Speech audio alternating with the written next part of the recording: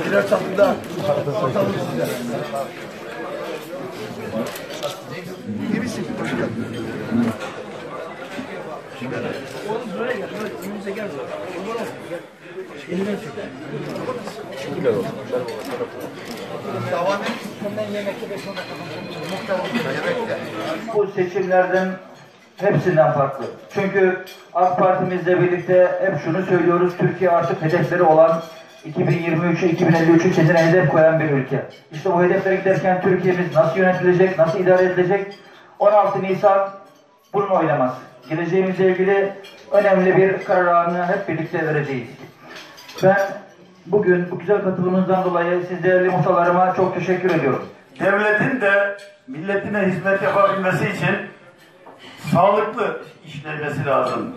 Yani bu sistem demek devletin işleyişinin düzenlenmesi demektir.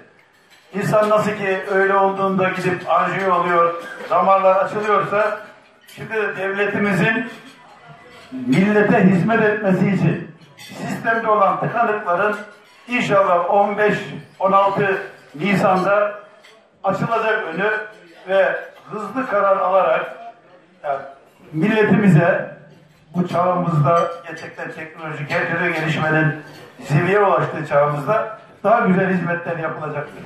Bafra'yı biliyoruz. Bafra'nın insanını yakinen iyi tanıyoruz. Muhtarlarımızı biliyoruz. Bu ara gerçi muhtarlarımızı biz kıskanıyoruz ama yani bizden fazla külliyeye gidiyorlar. Cumhurbaşkanı ile görüşüyorlar. Hatta bize şaka olsun diye vekilim daha sizden işimiz yok. Biz Cumhurbaşkanlığıyla görüşüyoruz diyorlar.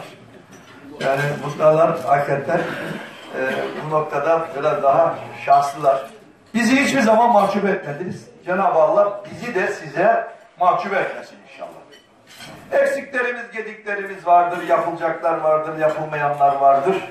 Bunlar herkesin ortak hizmetine sunulacak hizmetlerdir. Biz AK Parti olarak şunu kendimize şiar edindik. Dedik ki, yerinden yönetim anlayışını biz bu ülkeye hakim kılarsak, o yerinde yaşayanlar sorunlara daha çok vakıf olurlar. Hangi hizmetin öncelikle çözülmesi gerektiğini daha iyi bilirler ve aynı havayı teneffüs eden, aynı mutlulukla mutlu, aynı üzüntüyle üzüntü duyan insanlarımız daha çok insanına hizmet eder ve sorunları daha erken çözer diye yerinden yönetim anlayışını Türkiye'ye hakim kılıp merkezi hükümetin yetkilerini il özel idarelerine, ilçe özel idarelerine devreden bir partinin mensuplarıyız. 61 Anayasasıyla idare edilen Türkiye'de bir hükümet var. Ne dediler o zaman Ecevit'e? Sen Kıbrıs Barış Harekatı'nı kazandın. Kıbrıs Fatih Karaoğlan oldun. Sen git şu hükümeti boz. Şu Erbakan, Necmettin Erbakan'dan kurtar.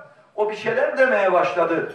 Ağır sanayi diyor, sanayi diyor, motor diyor, tank diyor, top diyor. Bu bizim işimize çomak sokacak. Bizim tekerimiz ne güzel dönüyor. Bu karıştırıyor bir şeyleri dediler ve Ecevit'e hükümeti bozdurdular. Tam da Türkiye'yi karıştırmak, kaosa getirmek, yoksulluğa mahkum etmek, kardeşi kardeşi öldürmek için zemini hazırladılar o dönemde. Ne oldu? 18, 19, 20, 21 yaşındaki gençlerimizin eline silahı tutuşturdular. Hadi bakalım o komünistler çek tetiği çektirdiler.